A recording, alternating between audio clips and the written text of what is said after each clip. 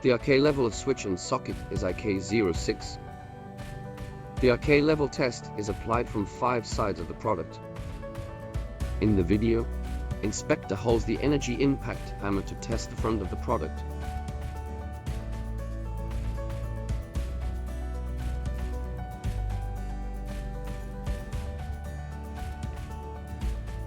After testing 5 sides of product, he will observe whether the product can operate normally.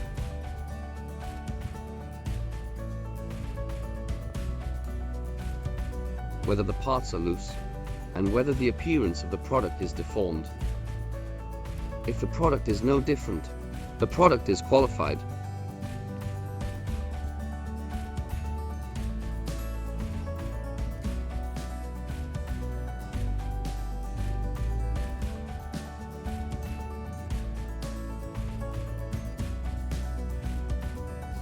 Anti-probe test. This test is mainly for sockets.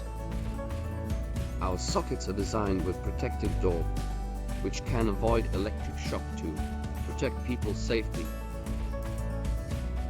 During the test, the inspector will insert the probe into the plug with a force of 1 N. As the operation in the video, insert the probe into any direction of the socket and change the direction after 5 seconds.